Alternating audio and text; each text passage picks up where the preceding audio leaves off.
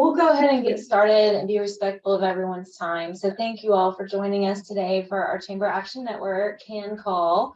We appreciate you all being here, and it was great to see some of you at the Oklahoma reception in Branson recently at the MACO conference. Shelley, for those who may not know, it was a 4-state conference of local chambers of commerce from Missouri, Arkansas, Kansas, and Oklahoma. And we hosted an Oklahoma reception, so we were really glad to be able to do that. So I wanted to start out the program today by introducing my colleague and friend, Cindy Glover, our Vice President of Membership Recruitment. She just came back to the State Chamber recently. We're really excited to have her, and just wanted to give her a minute to speak with everyone and introduce herself. So, Cindy? Yeah, thanks, Stephanie. I am excited to be able to have the opportunity to work with you in the upcoming months and throughout the next few years, hopefully. And we're seeing you at the MACO conference in the near future. I met several of you at the reception. So again, I want to reiterate our gratitude for stopping by. I just want to offer to you my availability if there's anything I can support you with. In addition to the work that Stephanie's doing, or if you ever have any questions for us, feel free to reach out. We're always happy to respond in a timely fashion, and I would like to work with you guys in your own communities sometimes. So if you ever have some downtime and you're looking for some work to do, I'd love to get to know you and your cities a little bit better and understand what your priorities are, to see if there's anything we can help you with. Great. Thanks, Cindy. Also, I'm excited to share that Brent Skarkey and Hisham are here today. We're first going to show a video about our new Oklahoma Business Voice. It's our business news website. So we'll show you that and then have a few words afterwards. I'm Brent. Hisham's here as well. Part of the communications team. Really excited about OBV. We kicked it off in January, and it's really a platform for us to be able to tell more of the story of the State Chamber, but really the story of the Oklahoma business community. We have so many members that are doing great things in the community. We like to give more information on certain topics that we are working on, and it's really a great platform for us to do it. Hisham and I both come from local news, and there were so many business stories that we just weren't flat out allowed to do stories on because they didn't hit that demographic that all the local news stations are trying to get. So we're excited to have this and tell those stories both in print, and I do some video versions as well. And Hisham's a long-time print journalist, has worked at a lot of different places, and I know you're excited about this as well, right, Hisham? Yes, it's been a great enterprise. As Brent said, we're doing stories that are often neglected by news agencies, stories about the local business community, business communities across the state, and they're important stories that need to be told. So, and we're always in search of good story ideas, new stories to tell about business development happening in the state. So we welcome story suggestions, and we're constantly trying to get the word out about the stories that we're putting on the website. So we have a newsletter that we send out every week, and also we have email alerts that go out to our subscribers. If you want to subscribe or for our story email alerts and for our weekly newsletter, all you have to do is to go to our website, okbusinessvoice.com, and you'll be able to sign up. So there's a sign up tab right up top. There you go. Yeah. So, head over to okbusinessvoice.com, sign up, and you'll get all our latest stories. And, we'll keep you tuned in about the business developments in the state. Great. Yeah, go ahead. Real quick, as we close up legislative session, we've been very legislative heavy. Obviously, that's what we do here at the chamber. But as we go into the summer, this is kind of the prime time to get the word out on lots of great business happenings, positive business happenings that are going on that affect everyone, that just don't get that play and don't get that necessary coverage and really attention. And I think this is a great way for chambers to recognize their business members. Would love to hear the feedback from all the chambers. So thanks for the time, guys. Appreciate it. Sure. Thank you guys so much. And like Hisham said, we're always looking for stories. So if you have a story to tell about your chamber, please let us know, because we're always looking for stories to include on that website. So next we have Dalton Miller. Dalton's our government affairs manager, and he has a few updates about legislative session. Dalton, I'll turn it over to you. Yeah, thank you, Stephanie. So there's obviously not a shortage of things to talk about going on at the Capitol. They've got 2 weeks, well, it's really a week and a half left before they are constitutionally mandated to sine die adjourn the regular legislative session on May 26th. You may have heard, though, that they have called a concurrent special session to negotiate and finalize the state's budget. And so they're still planning to have everything finished by May 26th. But the benefit of that special session is it allows them to keep that special session open, come back early June to override any vetoes that the governor may make on the budget.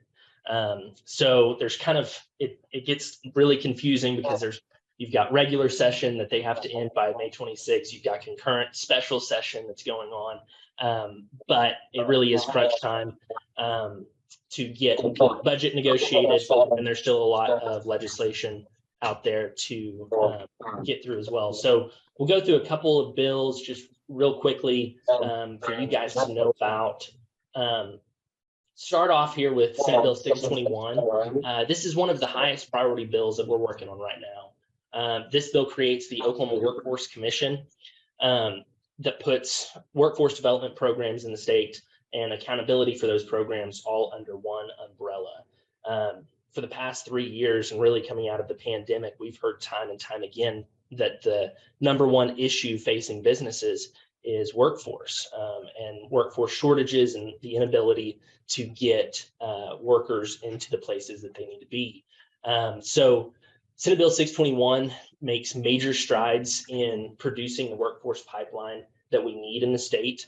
The goal of this workforce commission is to align workforce goals across all systems in the state and allocate resources and funds where they need to be in order to properly move students all the way from early childhood to K-12 to higher ed, career tech, into the careers and positions that are open. So we're working through that bill. It is going through the conference committee process right now. We're working on finalizing language, making sure that everybody, all stakeholders are good with that language. So we'll see some movement on that, hopefully early next week, pass it off the House and Senate floors and send it to the governor for his consideration. Moving on, Senate Bill 1057. This is a bill that we talked about last time we met for Can Call. This is the event venue bill that there's been a lot of interest in. From what we're hearing from the Senate author, Senator Rosino, there's been an agreement between the event venues, restaurant groups, and then the Murrow family that the bill's named after to get some language that everyone agrees to. The bill still creates the event venue license and requires event venues to allow patrons to leave their vehicles there at the venue if they're too intoxicated to drive. And also requires security officers to be on site for events serving alcohol where there are 100 people or more in attendance, and then prohibits caterers from being able to dispense alcohol at venues that don't have this event venue license. So there's been a lot of talk on that bill, and from what we're hearing, it sounds like there's an agreement that everybody is okay with. So they're working on processing that language, finalizing it, and hopefully get it to the governor here in the next couple of days. Senate Bill 1063. This is a bill that we are working on to address childcare issues. The goal of this bill is to get more parents into the workforce by addressing some of the costs and access problems that you have around childcare. The bill provides employers a tax credit for providing childcare options for their employees. Some of those options are on-site childcare facilities at the place of business, providing financial assistance to employees to cover out-of-pocket childcare expenses, or reserving spots for employees at certain childcare facilities across the state.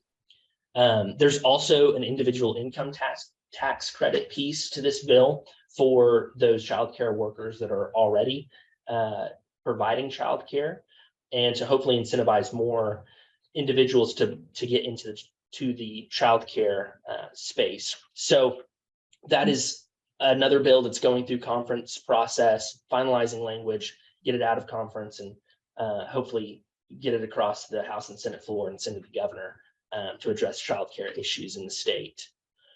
Senate Bill 1177. This is a incentive bill for some of these large economic development projects that you've heard a lot about in the state.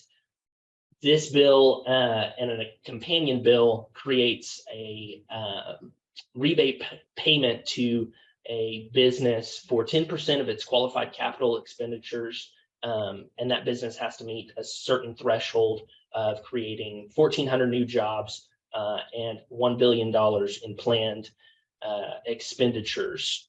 And then the companion bill, Senate Bill 1179, appropriates $180 million to cover those rebate payments. So there's been some talk about a large manufacturer up in the northeast part of the state that this would directly benefit and bring in a lot of jobs to the state of Oklahoma. So some really good economic development work going on there, and that bill is designed to kind of support some of those efforts.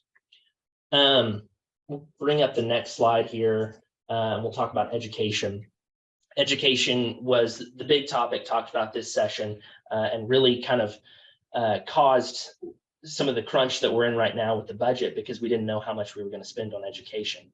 But they finally got together and agreed to a deal that they announced on Monday that pumps a lot of money into education through a lot of different facets. So to go through there quickly, House Bill 1934 provides tax credits for parents that send their students to private schools. Those tax credits are in the range of $5,000 to $7,500 for those parents that send their students to private schools based on various income thresholds for the family. There's also a $1,000 tax credit for homeschool students as well, included in that bill.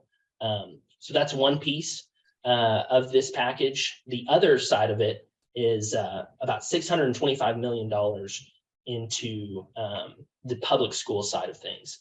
And so there were some changes made to the state funding equalization formula that will get more money to schools with specific needs. Some of those being bus transportation and providing more flexibility and increased funding for transportation. A lot of schools are struggling to get transportation for students that are both in district or out of district. So more funding to provide bus transportation, additional funds to schools with higher percentages of students in socioeconomically disadvantaged situations. And then additional funds for small schools. This will predominantly help rural schools, but that small school definition is within the formula funding. And so there's going to be more money pumped into rural small schools through the formula funding allocation. There's also a teacher pay raise in this package, and it ranges from $3,000 to $6,000, depending on years of experience of the teacher for all school districts. And that includes both teachers and support personnel. $125 million is going to go into the Red Bud Fund that they set up a year or two ago. The Red Bud Fund is designed to help schools that have a lower property tax base and put them on equal footing with surrounding districts for building needs, maintenance needs, things like that. There's $150 million program going for school resource officers. This fund is split into 3 years with $50 million available each year that districts can have access to increase school resource officers, security officers in schools, and kind of beef up school security across the state. And then $10 million going to additional reading instructors. We've seen third grade reading scores decline continuously in the state. And it's something that the legislature wants to address. They've set up this $10 million fund so that schools can apply for grants to hire reading specialists in the state. And this fund will also be split over 3 years. And then finally, there's a $12 million maternity leave program for teachers. This is a new benefit that is being offered for teachers. It's 6 weeks paid leave, and that teacher must be employed and working in the district for 12 months. And so that's, like I say, that's a new benefit for teachers that they've allocated $12 million for going forward. So that's a quick rundown of the education package. Hopefully now that that education package is out there, we'll see some movement. We've already seen some of these bills go across through the JCAB process, and we'll see some movement on that and other bills moving forward. So that is all I've got. If there's any questions or anything, be happy to take a stab at it. Any questions for Dalton? No. Okay, great. Well, next I would love to introduce Shelley Zumwalt. It's my honor to introduce her. She's our executive director of the Oklahoma Tourism Department. She's a true rising star in the Oklahoma state government. For the last decade, she served in numerous state agencies.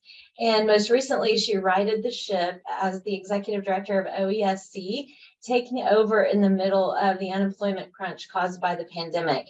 In October, she was named executive director of the Oklahoma Department of Tourism and Recreation. She lives in Oklahoma City with her husband, John, and daughter, Lily. And it's my honor to have her on this CAN call today to visit with all of you about her new role and what's happening in the state's tourism department and recreation department, sorry. That's so sweet. Thank you so much, Stephanie. That means a lot. I see a lot of friendly faces on here, so it's always good. I have to tell you, the last time I did one of these, I was at OESC, and it was, I think, like really early into me starting and coming in, talking about tourism instead of unemployment during a pandemic. Two completely different, Yes. different feelings. Everyone was totally kind, but you know, it was one of those pressure situations where I was glad to have the chamber as an ally in getting information out, and that's super important in tourism too. But I can say I've kind of done, you know, a bit of a 180 in terms of what I'm doing now. But Dalton, to hear all the workforce stuff that's going on, of course, I'm following it closely. It's something I'm super passionate about. I always will be, and I love that you guys are so involved with, you know, what's going on with the new, I guess, the new initiative. And having all those talks with Chad so many times about what we need to do and seeing it come to fruition, it's exciting for me. And then it's also exciting for tourism because we do have, you know, we're filling that workforce crunch as well. And how do we, you know, get more people in the pipeline for hospitality? That's something that I talk with someone about nearly every day. And I'm glad that I have both of those caps that I can kind of go between, you know, as far as being knowledgeable about those areas. Anyway, get that out of the way. I was telling my chief of staff that I need to update my bio because I feel like my most impressive award I've ever received was I was server of the year in the year 2000 at the Interurban in Edmond when I was a bartender and wait staff. Because being able to do 500 things at once and hospitality speak has been probably my most treasured skill at this point. And opening 6 restaurants, and I guess I should say 5 restaurants. The 6th is Quartz Mountain, which has their summer program there in June. So we've got to work around there. But opening all these restaurants and getting to kick off Memorial Day has been great. but I'll get more into the restaurants in a minute. The one thing that I want to kick off with is a stat that I think many that are in the industry probably know about, but every time I say it, people are like, are you seriously? But tourism is our third largest industry in the state. We are right behind aerospace, and energy is number one. And so the amount of impact that tourism has on Oklahoma is tremendous. And we contributed 10.1 billion in economic impact to the state in 2021. What's interesting about that stat is that is a growth. It's a small growth since 2019. I can take credit for none of this. I came in 2022, but I'm definitely competitive, and I want to beat 10.1 billion for 22. But we actually saw growth from 2019 to 2021, which the majority of the states in the nation did not. There's really only, I think, 5 states that saw any type of significant increase as far as their tourism dollars between pre-pandemic and post-pandemic. The other piece of this that I think is, worth noting is the $485 per household in tax revenues.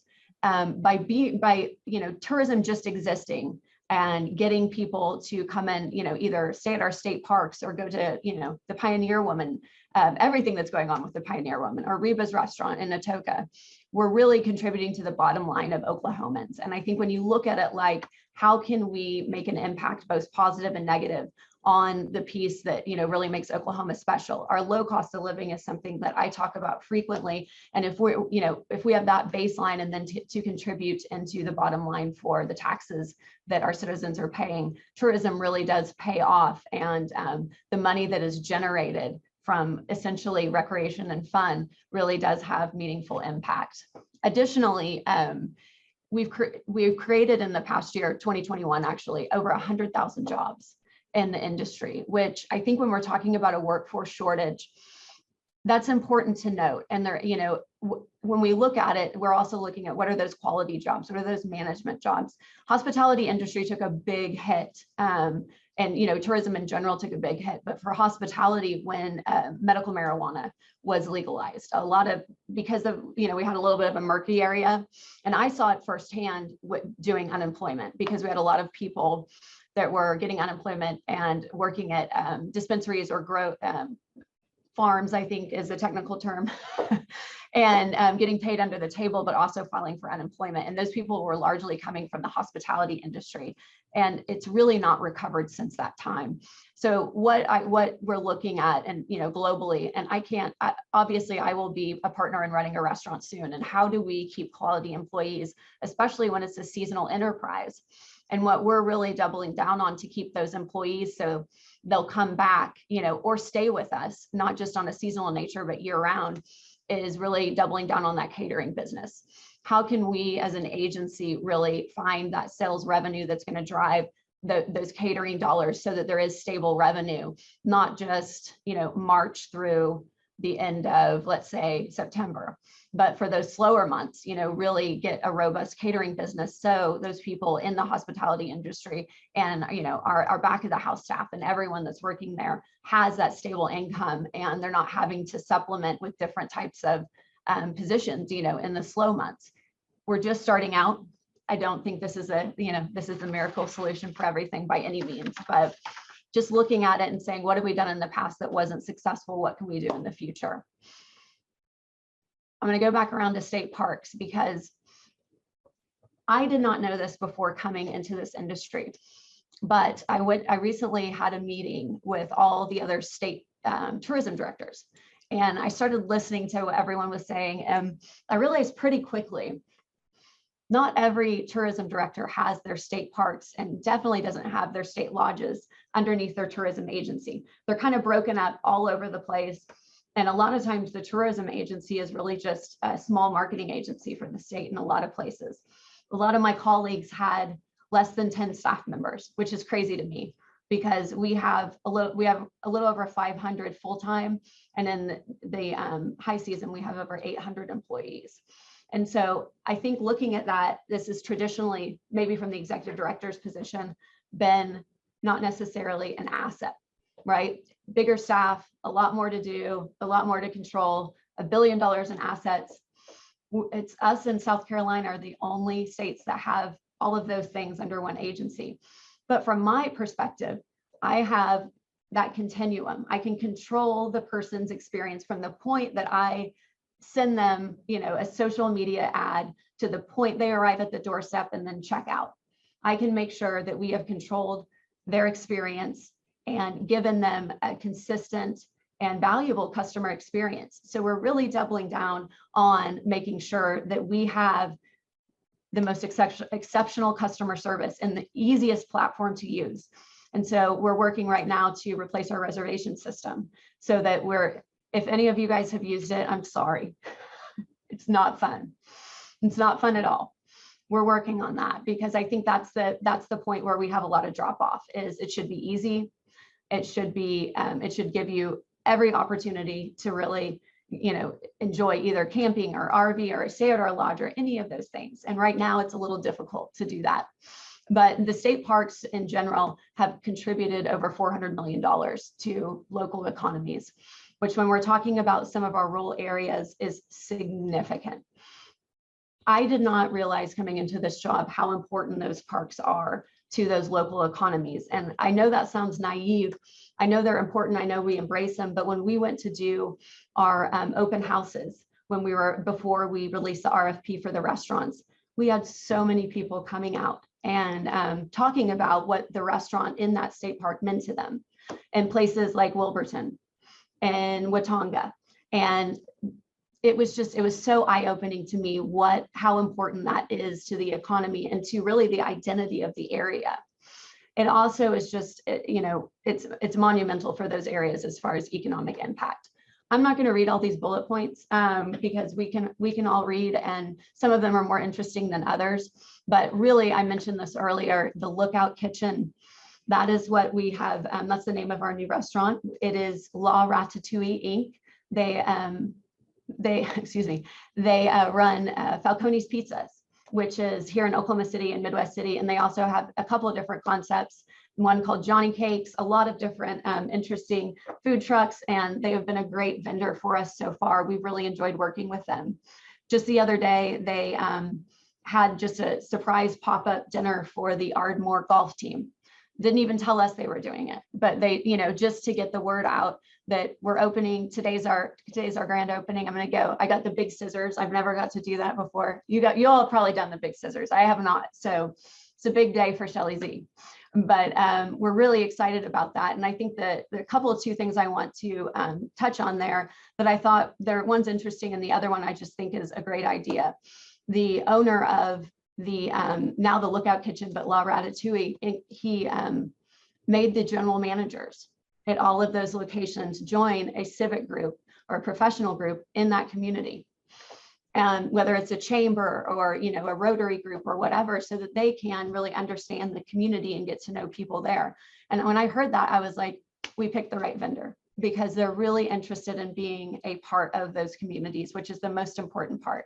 We need those relationships from Oklahoma, the state tourism agency, but also they're going to be representing us, every single day when people go in there to eat. And I'm happy to report that it will be breakfast, lunch, and dinner 7 days a week. So if you go stay at one of our state parks or you need Sunday brunch, it'll be there for you. And lastly, about that, we just found out that the catering piece that I mentioned a little bit earlier, they've already booked over $100,000 in catering. They haven't even opened yet, at our Lake Murray location. And we're seeing those sales generated, and that's just great news for me because I do want to say we are not subsidizing them. That was an issue I think that's come up before. And we're not subsidizing the restaurant, but we absolutely want them to be successful in this partnership. And I think they've kicked it off really well and they've been a great partner. I think I had one more slide, Stephanie. I'm kind of jumping around. That's okay. These are all exciting things to talk about. So I'm trying to make sure I leave time at the end for questions. Any questions for Shelly so far? All right, I'll just jump right in. So one of our really exciting things that we're putting a lot of effort and manpower into is public-private partnerships. This looks like a lot of things at tourism. One of the things that looks like is we're looking to find small or medium-sized businesses that want to be our seasonal partner, either excuse me, either in a pilot program or for the entire season in different activities that we want to do at the park. What does that mean? Well, I think in my small amount of time here, one of the challenges that we've had is people love our state parks. They want to go to our state parks.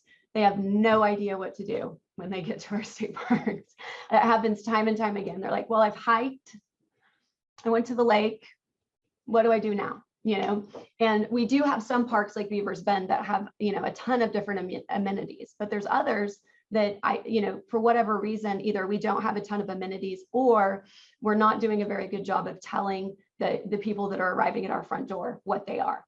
Excuse me. And so we're pursuing different public-private partnerships to say, do we have, a business group that wants to be a concessionaire for rock climbing for the season or for an equestrian trail for the season? These are usually, the one that's exciting me is glamping. We have a vendor that has reached out and they want to do a short-term contract to provide glamping opportunities at one of our state parks. Not for everyone, but if that's how you're going to camp and that's your thing, it seems like a pretty exciting thing. And so we're really trying to set forth this idea that when you arrive at our front door, we're going to give you all the opportunities that are out there and we're going to make it easy. If you want to stay in your cabin or in the lodge or whatever and not talk to a soul, that is perfectly fine. We can make that happen for you. But if you want to take your kids out to go and rock climb or have a private session, we have animals at some of our parks. That was one of the most exciting things I found out. We have an otter, we have a beaver. They're part of our education program, and we're looking to do programming where you can sign up to have either a private session or a group session to learn about these animals and to participate, in what we do there. And I don't think it's that well known. And so we're looking at curating those experiences for people, but we also know that we have to seek out other business opportunities and other businesses that do these type of things and are really experts in that area. The other thing that I think everyone has to live under a rock to not have heard of, including the restaurants, is the Route 66 Centennial. This is one of the most exciting developments, and it's also been a really big economic opportunity for the state. When I tell people that we've actually had more visitation on Route 66 so far based on our passport and check-ins along those different spots, that's actually been more international visitors than we've had that are in-state visitors. There's a whole theory about why that is that I don't think we probably have enough time for, but it's interesting to see because the first group to complete the passport, the yellow passport, was a Polish couple. And how can we make sure that people in state and out of state are participating in that? Because it's a really neat and unique opportunity in our state. But I almost wonder if in state we've got Route 66 fatigue and we need to figure out some new opportunities to bring people in and excite them about it. And I kind of got dropped into right at the perfect time because the legislature just funded one of the commissions with $6 million annually. So we've actually dedicated funds, and I credit the legislature for doing this. We're one of the first states to really dedicate a considerable amount of money to this, but to really invest and figure out what are the amenities, what are the opportunities that we have there to show people the best of Oklahoma in Route 66. And then lastly, I will talk about the Parks Foundation, which I would be surprised if any of you have heard of. Because I had not heard of it. And it's a foundation that's been authorized by the legislature. And it's been around for almost 40 years, actually, but it's been dormant for the past 20. And it's an opportunity really to help support the parks financially. I think every person in my position has probably said the parks need more money in deferred maintenance, and that is still true. We don't fund deferred maintenance well holistically in our state, but the parks are a great example of, a really important asset to a lot of people that hasn't really had a long-term plan for a long time.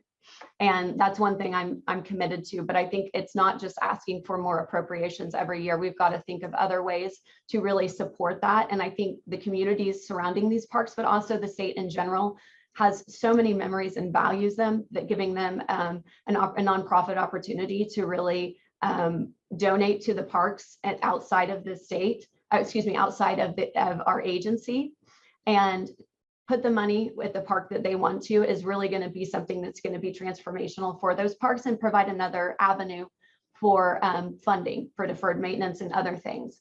And so we're still in the setup stage of this, but we're looking to do an event and really reintroduce the state to the foundation and the opportunity to invest in it in a way that there, hasn't been around for a long time. So that was a whole mouthful. I could talk forever. I'm so lucky. I love my job. I knew I would like it, but I really love it. And I get to do interesting and fun stuff every day. So I'm happy to take whatever questions. I can keep talking if you want, but I don't want to steal all the time. Any questions for Shelley? No questions. Okay. I think Great, it's thank you. exciting. I don't know. Renee, I did would- you have a question? Yeah, I was going to ask her about the recreational vendor opportunities.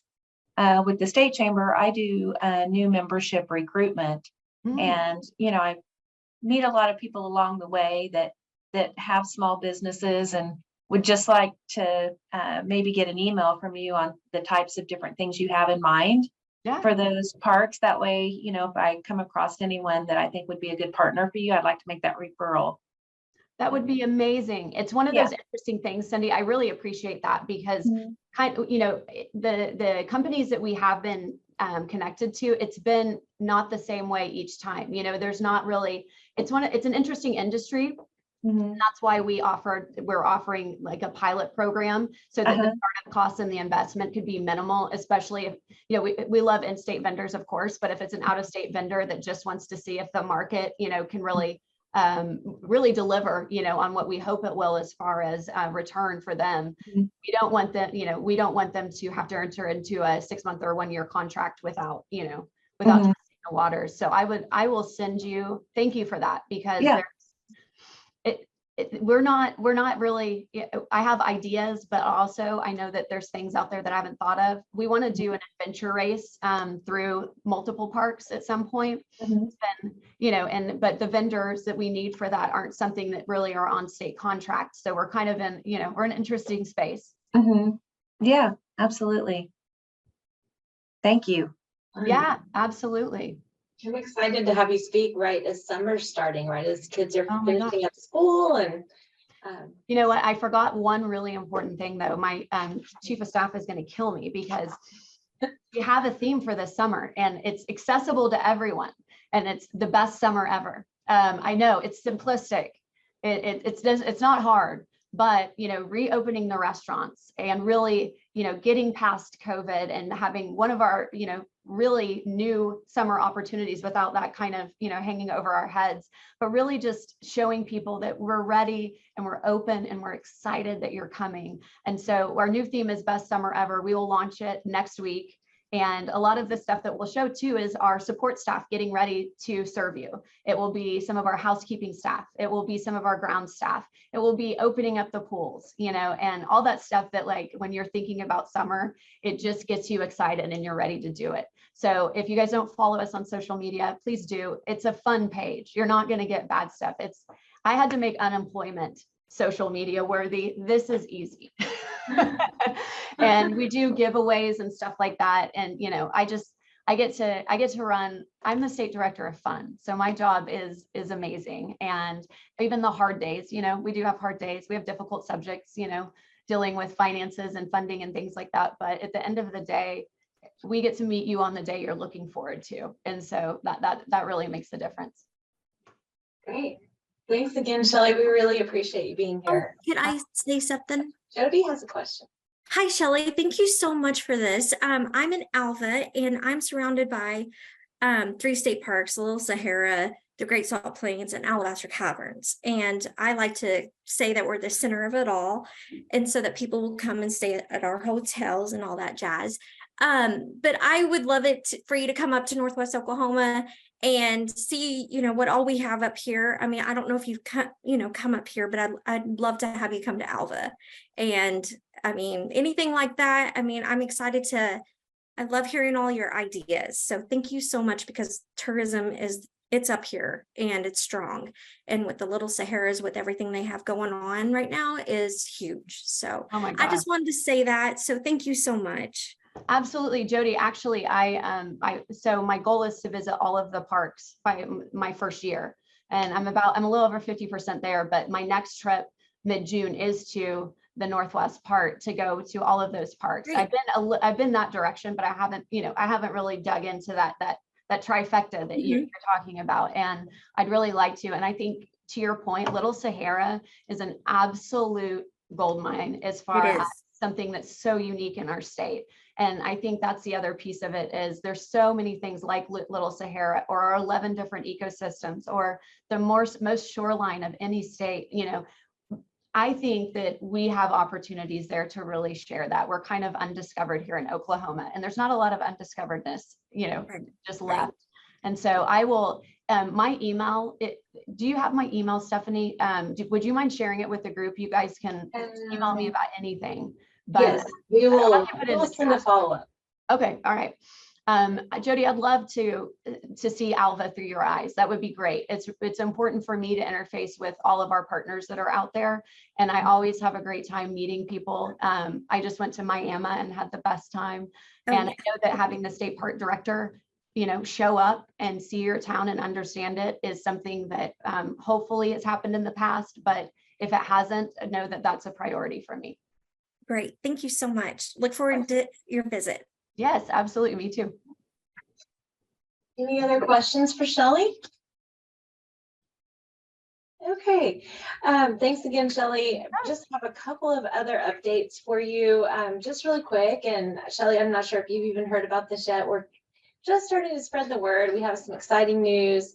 We are going to be launching a new health insurance product through the state chamber. It will be through AMIWA. And what we can tell you right now is we're not sure exactly when it's going to launch. It will be soon, but it will cover employers with 2 to 50 employees. And they must be a member of either the state chamber or their local chamber of commerce. And the local chamber must also be a member of our CAN program. So I wanted to get the word out to you all as soon as we could, to just start spreading the word. We still get calls almost every week from people looking for health insurance. So Shelley, it may be something that some of your vendors and suppliers may benefit from too. So we're really excited about it. So keep an eye out for more information. But also I wanted to share with you another program that we were just told about recently that is a pilot program through ODOT. And one of our members brought this to our attention. It's called Fair Miles Oklahoma. And basically it's for a federal study on roads and bridges in the state. And they're launching it statewide in June. It will be a study to provide future funding for roads and bridges. So it will be very important. They're reaching out to our group to try to communicate with the local chambers across the state that they're needing more help, especially in the rural communities, to participate, to be able to meet the federal guidelines for the program. And ideally, they'd like to have people in all 77 counties involved with this project. Currently, they have 48 counties covered. The program, again, is called Fair Miles Oklahoma, and they basically are asking 2 things from our group. One is to encourage people to register. It's limited to 500 participants, but those people that register will be asked to report their mileage monthly for 6 months starting in June. During the program, they'll be sent 5 different surveys, but they'll be paid like $10 per survey. Just to provide their information on the mileage they're driving, is my understanding. But also they're asking that we share it in chamber newsletters, communications, and social media. So if you all would help us get the word out on that, again, we can send some more information after this call today. But I just wanted to get you familiar with the name Fair Miles Oklahoma, because I know how important roads and bridges are to all of us in Oklahoma. So anything we can do to try to get the funding for that, we definitely want to support. So I wanted to let you know that, and then also a reminder that our next CAN call will be June 14th. It will be at noon. And we will not have any CAN calls in July or August, so that everyone has a little break for the summer and everybody can go visit those parks that Shelley was talking about and enjoy themselves. So we'll resume again in September. But if any of you all have any questions or anything else that we can help with, this is the time. If anyone wanted to share any additional information, I can just open it up to the group before we close today. Any other news or comments? Okay, great. Well, it's great to see you all. I hope you enjoy the sunny weather today. And thank you again, Shelley. We really appreciate your time.